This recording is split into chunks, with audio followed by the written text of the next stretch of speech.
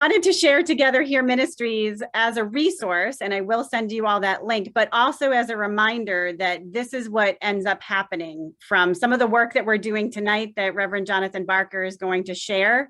I just want you all to know, most of us that sit in the pews have no idea that it takes an entire a legacy of this type of event to end up doing this work in the church. And I think Together Here Ministries is proving what can end up happening from a select, from words. It's not just words. We're trying to back that up. So I hope that whatever we do together here can end up being seen in action more and more in our church. So with that, I'm going to hand it over to Reverend Jonathan Barker, who I hope you can hear, because he has a lot to share with us. He has an incredible story that I hope you hear more about, and looked a little bit on his bio, but he's here to educate us. So I'll hand it over to you. Thank you.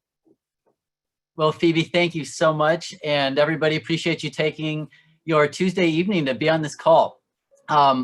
Every now and then I have some Zoom problems, so just blow up the chat. If I start freezing up on my computer, I'll turn my video off, and we'll just continue powering through this strange world we've been in for so long now. Well, as Phoebe said, my name is Reverend Jonathan Barker. I serve as the pastor at Grace Lutheran in Kenosha. We've had a wild year. We're coming up on the 1-year anniversary of Jacob Blake getting shot this weekend. And all of that happened about 2.5 blocks from our church. So we continue to keep the Blake family in prayer. As Phoebe said, I've been on quite a journey around climate change over the last, especially the last 3 years. 3 years ago, I went on a 12-day fast for a Green New Deal. I turned that into a book called Jesus Would Demand a Green New Deal. Would be excited if you check that out. And then this past year, I ended up going on a 22-day fast. And between the time I announced the fast and started, 6 others joined me. We were fighting for climate justice in the Wisconsin state budget, and the 7 of us made it 22 days. I ended up losing more than 33 pounds in the process.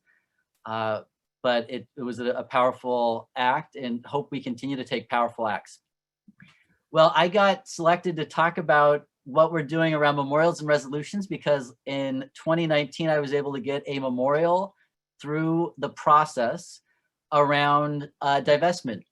So at the time, our clergy retirement plans were mainly invested in, the default was to put us in non-social purpose funds. So the ELCA has 2 types of retirement accounts. Some are social purpose funds, which are based on the social statements of the ELCA, and others are just purely based on what will make the most, not even the most money, but just invested in everything.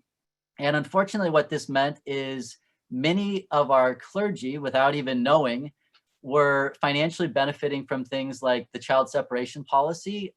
Those who were not in the social purpose funds were literally invested in private prisons that were holding kids. And certainly people were invested in fossil fuel companies. And so we were able to get this, this memorial through that made the Portico plan educate clergy around the possibilities of social purpose funds. And excited to say about a year after it passed, the ELCA made the default social purpose funds, which is great. So we're excited to see how a memorial can make a big difference in our community. I'll come back a little bit more to the process of memorials in a bit, but I want to start with a bold claim, or it's really not that bold, hopefully, but some people might hear it that way. But I want the ELCA, this denomination that I love and am so proud to serve in, I want our denomination to boldly say that we want 50% greenhouse gas reduction by 2030. I want us to advocate for that. I want us to proclaim that. I want us to come together as a faith community and push for that. And hopefully the reasons for this are obvious. Hopefully I'm preaching to the choir tonight, but many of you probably saw the IPCC report, the Intergovernmental Panel on Climate Change, just a little more than a week ago. And this is basically what they said we need. We need to reduce our greenhouse gas emissions by 50% by 2030 to be on a good pace to reduce our greenhouse gas emissions to net zero by 2050. And the report also named that all this weird weather we've been seeing, they said, look, it's because of climate change. So the wildfires that burned so much this summer that we had smoke in Wisconsin, the floods we've seen in Europe, the droughts we've seen all over the world, the intensified hurricanes, the flooding, all of these things are because of climate change. And right now we've warmed the climate between 1 and 1.2 degrees. And it's going to be very hard for us to avoid warming it 1.5 degrees. And if we don't take action, we're going to warm it much more. We might warm it 3 degrees. That's the pace we're on right now with inaction. So we know it's an important time. I'll also name that it's an important time because there's some moments of hope possibly. Right now, the United States Senate has taken the first steps to debating a reconciliation bill that has some very bold climate change legislation in it. So that's exciting. And that hopefully will lead into a good COP26 where the world will come around and hopefully collectively decide we need to take more action. So this is an exciting time. It's a nerve-wracking time. It's in many ways, the next couple of years will probably, this is our best chance.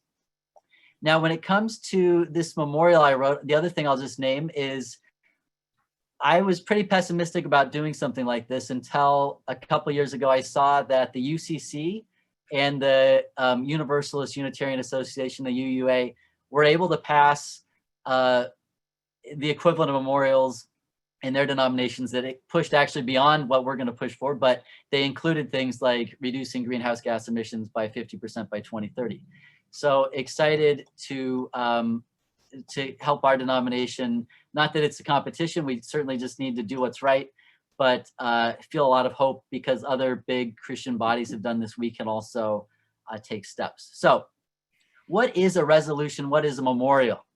So basics of this is where the ELCA is divided into 3 expressions of church: our congregations, our synods, and our churchwide. And if you're not a clergy, if you've never been a synod assembly delegate or a churchwide delegate or been on synod council or churchwide council, this all might feel really abstract. So the first thing I want to say is both our churchwide body and our synod bodies are basically structured the same way as our parishes. So for instance, they've got councils. We've got a synod council. We've got a churchwide council. They make decisions for us. Not only that, but we've got what's called synod assembly. Maybe some of you participated in that. It happens every year in our synods. And we come together as a synod and we make decisions. And same with churchwide assembly, but that only happens once every 3 years. And these gatherings, just like a congregational annual meeting, are about doing some of the financial work of the church, certainly. So approving a budget, figuring all that stuff out, and also then talking about the policy and the vision of where we're going to go. And I always think, and I always tell my congregation this, what we do at the annual meeting, it's really important because we believe God is leading us somewhere. God's not done with any of us. And we come together and we seek in the most pure form and the best form of what we're doing when we gather. We are seeking God's direction for our faith community together. And that's true at the synod level and then also at the churchwide level as well. And how we impact policy is by these things called resolutions. That's for the synods. And then memorials for churchwide. And we'll get a little deeper into the nuances of how that process goes in a second. But just kind of wanted to start off by laying out some of those terms. So before I get into the nitty gritty, because it's going to be a little bit of patience to get through that, I want to think, what's the significance of getting a memorial through, a resolution through? Maybe the easiest way to think about it is what happened in 2007 and then 2009. It was memorials that we passed as synods in 2007 that were advocating for inclusion for LGBTQ clergy that started a process at churchwide assembly that led to what eventually became the 2009 decision. And so that's just one example of something big in our collective ELCA body happening because people took the time to write memorials. And we'll see that there's kind of funny language and there's some, it sounds like you're in an old fashioned sort of, I don't know, a judicial hearing or something. It's not how we talk now, but it has a big impact. And I want to name that, what we say as a church really matters. And around climate, I think this is especially important. As many of I'm sure collectively, the church has been not this group certainly, but collectively the big church, not just the ELCA, but all the Christians in the world, we have struggled to have a strong witness on this. And unfortunately, some Christian bodies have really even had a very negative witness on this, right? They've been climate change deniers. They've said, you know, it's idolatry to think that we can change the climate. And so unfortunately, our church, our big C church, has struggled with this. So coming out with a bold thing that we want to advocate for as the ELCA, as Christians, this is a big deal. And if we were to be able to pass a memorial, one of the things that would probably happen is that we get picked up in the news. This has certainly happened. It makes a big splash that way. The other thing that happens is it creates a permission structure for clergy, congregations, bishops, and synods to go up to that line that we approve of as a body, right? Because we all know that sometimes church life is not super easy, or there's different opinions. And so if we have somebody that boldly steps forward, and if our church boldly steps forward, it makes it a lot easier for clergy to step up. And I think this group, as we've already said, knows that from what happened in our Care for Creation memorial, or our Care for Creation social statement. It makes a big deal. When we were doing our 22-day fast, our bishop came down and was able to speak, and he basically quoted from that document. And so what Churchwide says oftentimes creates the parameters of what's possible. And it also points us in a very specific direction. I'm really proud of our denomination. I actually have multiple new members in our church who, because of what our bishop has said publicly around climate change and around different issues around race and immigration, have become members of our church. And I'm very proud of what we're saying. And I'm excited to see our church continue to say very specific things. So we need to say that, again, we want to see a greenhouse gas reduction by 50% by 2030.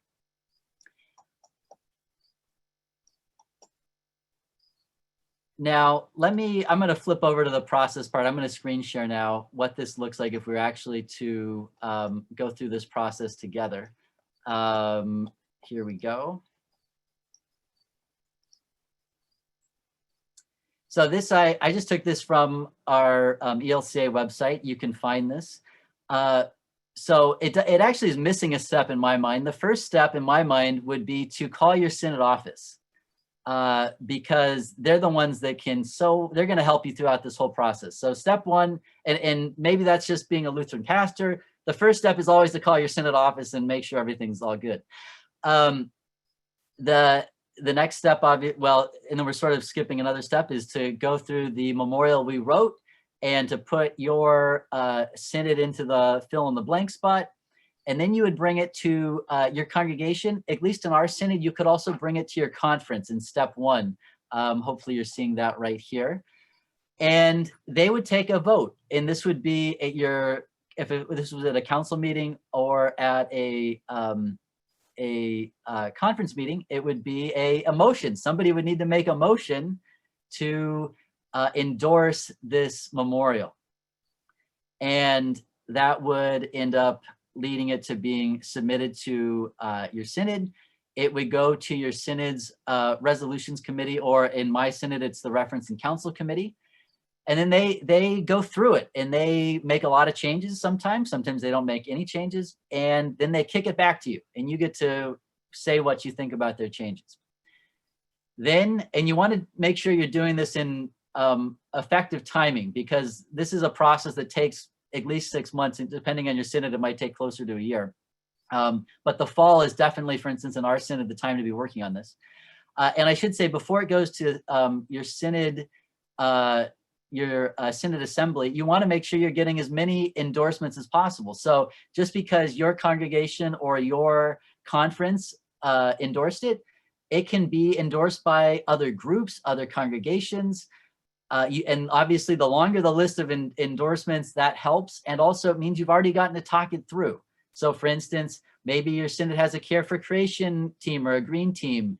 You know, you certainly want to consult with them before this happens, see if they'll endorse it. You know, you don't want to be at the floor of your synod assembly and somebody saying, you didn't think about this. How come you didn't consult us, right? That leads to more friction. So then your synod assembly takes a vote. And if it passes, then it goes to the Synod Secretary, sends it to Churchwide, it sends it to the Memorials Committee. Then the Memorial Committee will, again, they will edit it, they will make changes, they will make adjustments, and you get to see it again, which is great. You're gonna get to see, you're gonna get a lot of emails and become friends with a lot of new people through this process.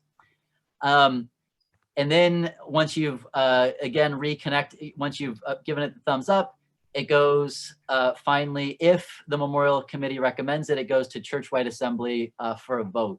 And last Churchwide Assembly, they put in a big block, something like, I think it was between 60 and 80 of the memorials, just for one big mass vote, and members could take them off if they wanted or not. So it didn't go step by step. And of course, this process follows Robert's rules. It follows that type of thing where, you know, people are standing up and they're speaking for or against a motion or a resolution, and that's how that goes through. All right, I'm going to stop screen share because I do want to just quickly, and I know we're going to pass, I want to make sure I leave time for questions and for some other speakers. But I just want to show the memorial we've been working on just briefly with you. So I'm just going to pull that back up.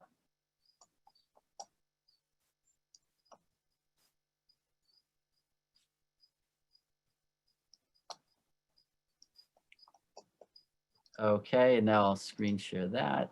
Sorry, this might not be sized that well. Here, I can probably blow it up.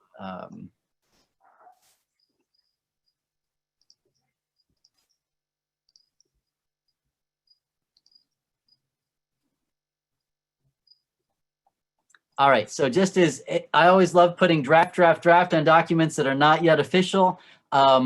I'm one of those pastors that loves getting feedback, so would be excited to hear feedback after this presentation in emails, and Phoebe has been working close. But here's our memorial calling for a 50% reduction of greenhouses by the US by 2030. Whereas our faith commands us to love your neighbors as yourselves. And whereas made in the image of God, we are called to care for the earth as God cares for the earth. This is from Caring for Creation, Vision, Hope, and Justice. And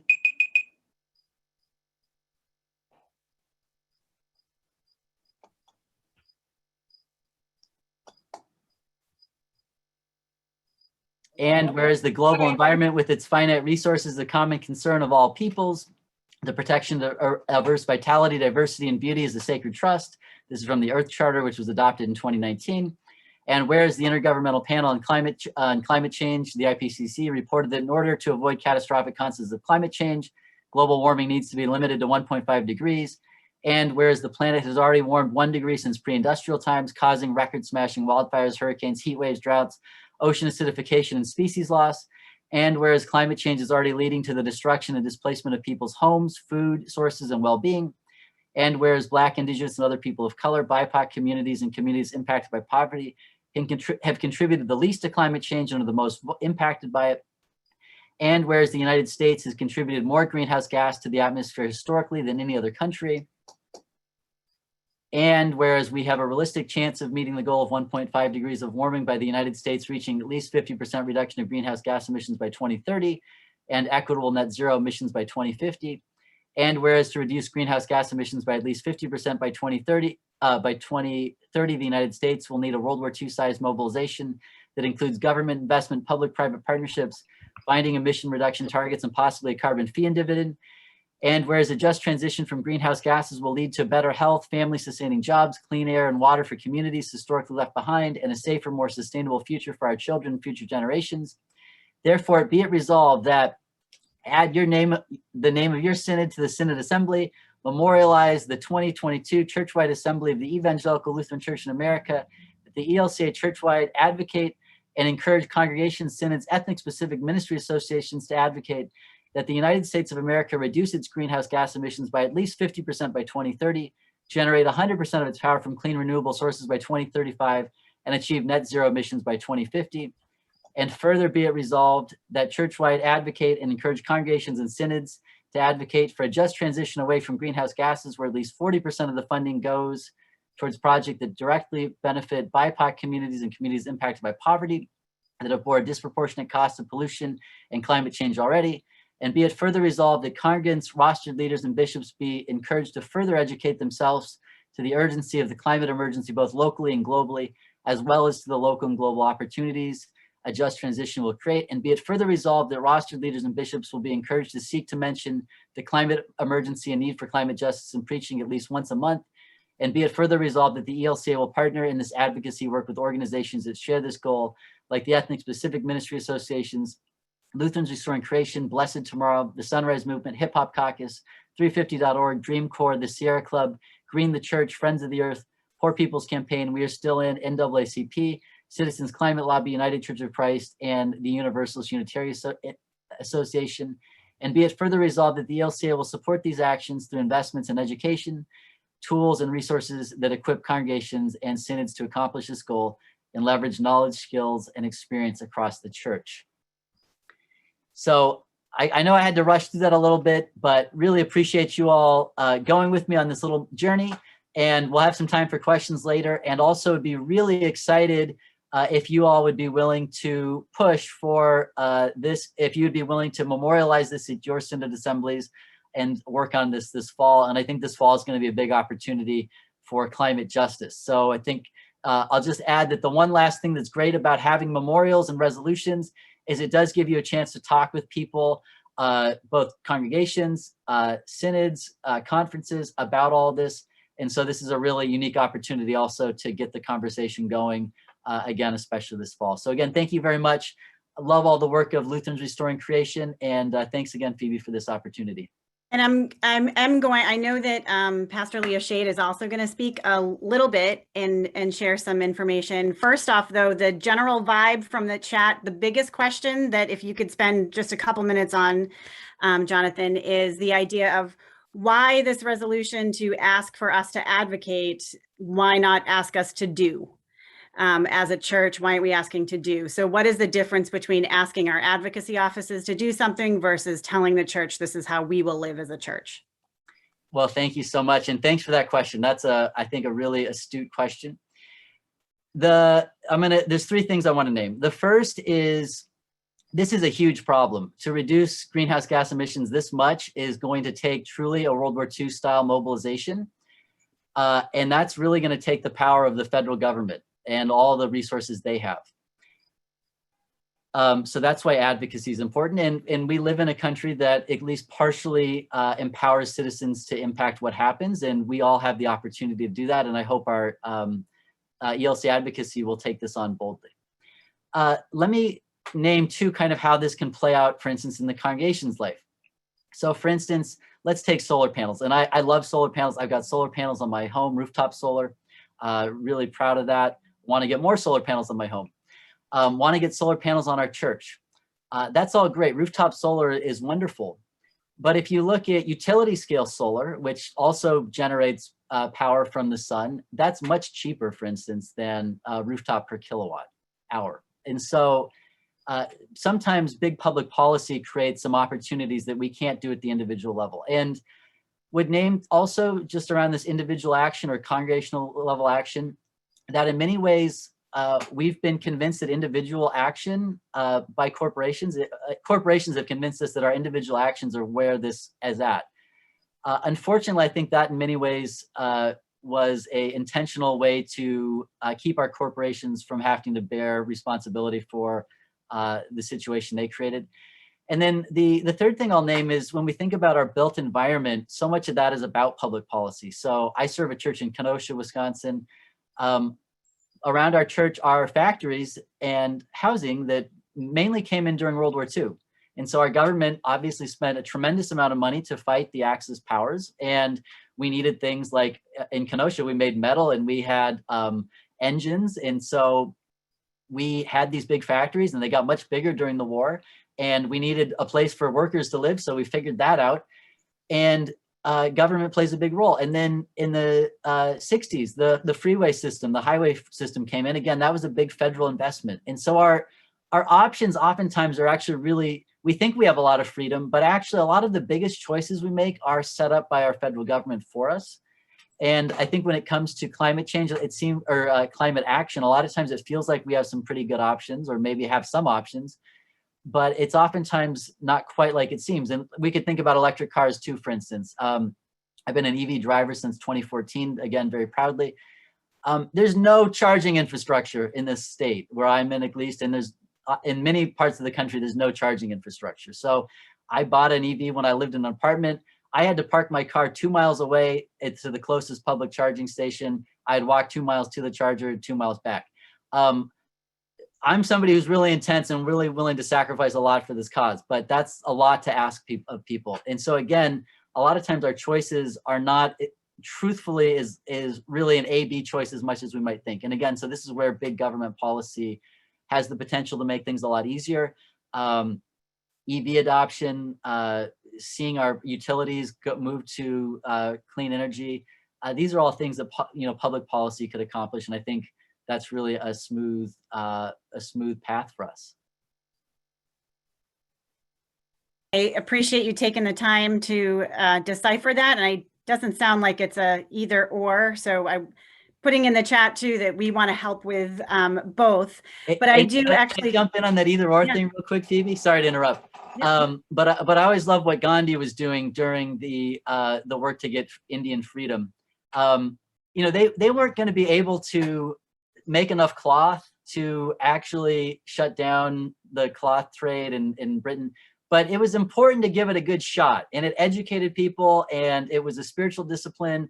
And Gandhi himself spent hours, weaving cloth to try to get themselves out of this colonized situation. So I'm all for personal action. I think it's inspiring. I think it creates a ripple effect. The number one reason people put solar on their roofs is because other people near them have solar. So there's definitely a way we peer influence each other. There's a great book on that called Under the Influence. And by all means, I want solar in our church. But if we only could do one thing, boy, advocacy would probably be it would be the thing I would name that we really need to make sure it happens. Thank you, Pastor Barker. And Pastor Leah Shea, do you mind taking over the screen now? Sure thing. Okay. Thanks, Reverend Barker, for that. And the chat is just blowing up. And so obviously people are very engaged on this. I know there's been a call that we need to go actually to call for 100% reduction by 2030. That 50% is not enough. And we'll probably need to have a discussion about, what exactly is our messaging, because that's really important. But I just wanted to just quickly share with you all just some research that I have done from my own work. And this, I had done and I'm talking about this specifically for pastors that preach. So in terms of messaging, why this is so important. And what I want to share with you is when I did a survey of pastors in 2017, asking them about what they've been preaching about in terms of social issues. I found that at the time, environmental issues were ranked lowest among the topics that they addressed in their sermons in 2016. So that's 4 years ago. Now, why does this matter? Because research has shown that when clergy speak about climate issues, their congregations are more likely to believe that it's real and to want to respond. So 6 in 10 who hear about it from their clergy leader are somewhat or very concerned about climate change, whereas only 4 in 10 feel that way when they attend congregations where they're not hearing about this. So in other words, people are listening to what's being said in the pulpit. So as we've already said, the 29 report, all of these things, the 2021 report, all of these things that are code red for humanity. Yes, it's bad. Yes, it's going to get worse. But here's the real key. We cannot give up. And one of the things that you're probably going to hear from people is what I call the dark night of the green soul, that people are saying, well, it's no use that we do anything now because it's too late. And this is exactly the kind of despair that the fossil fuel companies are banking on. because if nobody does anything, they are very content to live high on the hog while Earth goes over the cliff. That they've made that very clear. So the thing is, many people do care. Eco America has been doing surveys for quite a while, and their most recent survey shows that 78% of Americans are more concerned about climate change as a result of severe weather, while only 22% are not. So this is a big change over the last, just even the last 4 years. So people are primed, they're ready to hear this messaging. In the survey that I did of preachers for 2021, so just earlier this year, I found that environment and climate change and pollution and extinction, those topics are now in the top 10. Remember, they were at the bottom of the list before. In 4 years, they've now jumped to number 6 in the top 10. So now there is momentum. There is energy around this. This is the time to be talking about this. So as Jonathan has already said, the path is clear. We've got to cut those emissions. That means that congregations need to be doing this, that our denomination needs to be doing it. Preachers are going to need to be talking about this at least monthly, and there's got to be educational events at least quarterly. More than that, probably. One of the things that I recommend is something called the creation tithe, where you start getting people thinking about, okay, we've got to get some metrics in here. So if we, and I'm working with a 50% model here, but if we think about, okay, 10% reduction over the next 5 years gets us to 50%. So we've got to put some real goals in place. And we can do this in sort of a friendly competition way. You know, bishops can say, all right, our synod is going to go for this 50%. And I'm challenging every congregation to do an energy audit starting this year so that they know what their baseline is. And then 10% this year, 10% the next year, so that we see this. And then, you know, you give out fun prizes to the congregations that reduce the most, and you create a friendly competition among us.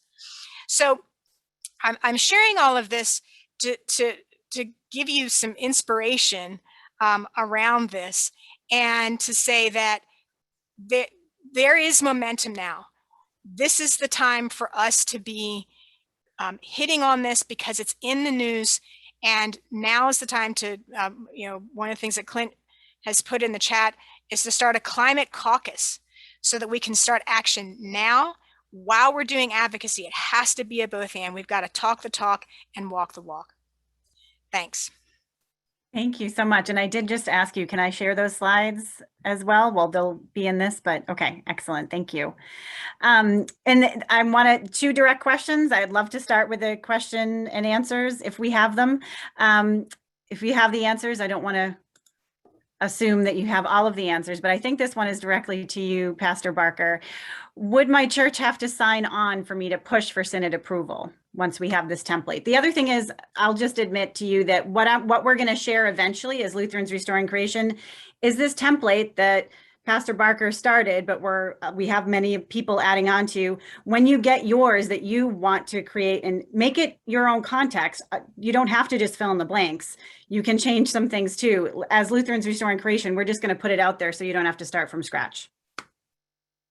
Go ahead, Pastor. Amen. And great question. So, and been there where we're at a congregation that doesn't totally see eye to eye with us. So you wouldn't have to get your congregation on board, because you could, for instance, go through your conference system. Your conference system probably meets, it depends on your synod, but I'm guessing it's going to meet at least quarterly or maybe bi-monthly or maybe even monthly. And that generally is open to everybody that's not only the clergy, but also any parishioners in that conference. You might have to talk to your pastor if you're not a pastor about that when that meets, but that would be another avenue. And your home church would not have to be, you could get it through the conference. And then the other thing to think about is if you were a delegate, either at Synod Assembly or churchwide, how we do this in the ELCA is delegates are bound by conscience. So for instance, I can't tell my parishioners who are delegates that they have to vote a certain way. or the church, my church council can't tell them they have to vote a certain way. Everybody is bound by their own conscience to vote as they're feeling led by the Holy Spirit. So you could also advocate on the floor of either your synod assembly or churchwide assembly and vote in favor of something like that, even if you were not at a supporting congregation. Okay, I hope that answered your question. Now I forgot who asked it, I'm sorry. The other question was from one of our board members, Pat Almonroad, is 50% from what baseline? Wonderful question. So, boy, I believe it's, I want to say it's 2005, but I'd have to look into that. But I believe it's 2005. If anybody knows off the top of their head, feel free to turn yourself off mute and jump in. And in general, the question was, is there a reason not to ask for 100%? Why aren't we going further? I'm all for going further.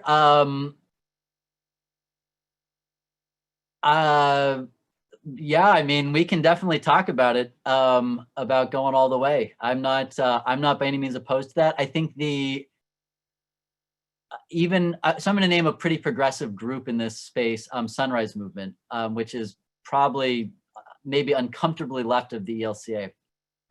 Maybe not. I don't know. We could have a debate about that. But for instance, they're advocating for 50%. In Great Britain, they've got like 65% they're going for, so that's higher. They're the only country that has a higher than 50% by 2030. But amen, right? We're already seeing a lot of devastation. So why, raising to 1.5 degrees doesn't seem like a great solution when we're seeing how bad it is at 1 degree warming. Can I just speak to that real quickly? I think a concept that could be helpful here is something called the Overton window. And the Overton window principle is that if you've got a scale of what is acceptable, and you're kind of like in the middle, but then all of a sudden somebody pushes it to one end, all of a sudden what's acceptable, that window has changed. So you see that in like bidding wars. Like if somebody bids something up really high, all of a sudden like your Overton window shifts. So if we say right now the Overton window is at 50%, it's very likely that we're going to be closer, sliding more towards like 10, 20, 30%. But if we slide the Overton window up to 100%, it's more likely that we'll get between 50 to 100 than we will from 0 to 50. So I would be in favor of pushing for 100%, knowing we might not get there, but we'll certainly get further with a higher goal than we will with a lower goal. And as somebody else has pointed out, the church has to lead the way on this. Others can make their decision to go 50%, but I think we need ambition here. We need climate ambition. And when we do that, I think that's going to inspire people, and that's going to be the kind of mobilization we need. So just to clarify what you just said, Leah, the idea of 100% for what our church is aiming for as a body, yes, or what we're asking to advocate for. Well, we would ask the ELCA to be pushing for 100%, and we would be asking congregations, all right, so, we have stewardship campaigns asking people for money. How about for the next 5 years, we don't ask people for money. We ask them to pledge how much they're going to reduce their carbon footprint. All right. So we're going to do a drawdown as a church, and our goal is to get to 100% by 2030. We're going to surpass what's being asked. We're going to go the extra mile, right? So we've got scriptural support here for this.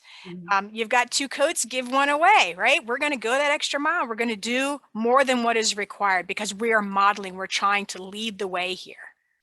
So I have a question, if anybody on the call especially has been a churchwide voting member, and how those kind of conversations play out on the floor. Because the hope is if we get enough of these in, that the conversation can happen with people. We all obviously have different opinions about this. And here we are, obviously of one mind with, oh my gosh, there is climate change. With a bunch of people in our voting assembly, that won't be the case. Can anybody speak to being on the floor of that voting assembly as a churchwide member? whether it's a real floor or not in 22. I will just say, from looking in from the outside, because I wasn't allowed in 2016. Oh, Carl, have you been there? Yes, Yes, thank you. yes. I've been to a number of Senate assemblies. I'm a retiring Senate vice president, so I've had the fortune to go to a number of assemblies. And the opportunity to speak on the floor is somewhat limited, or very limited, okay? What you can hope for is that maybe at the beginning of an assembly, that the memorial that you have might be a topic of discussion at a workshop where you can generate enthusiasm and talk about it. That's always something to work for.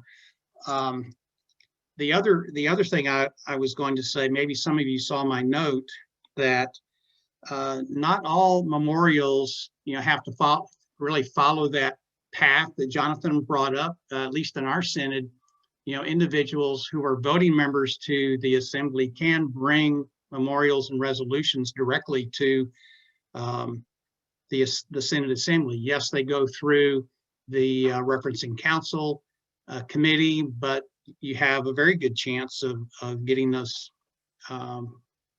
brought to the floor for consideration. And just kind of another point here about memorials.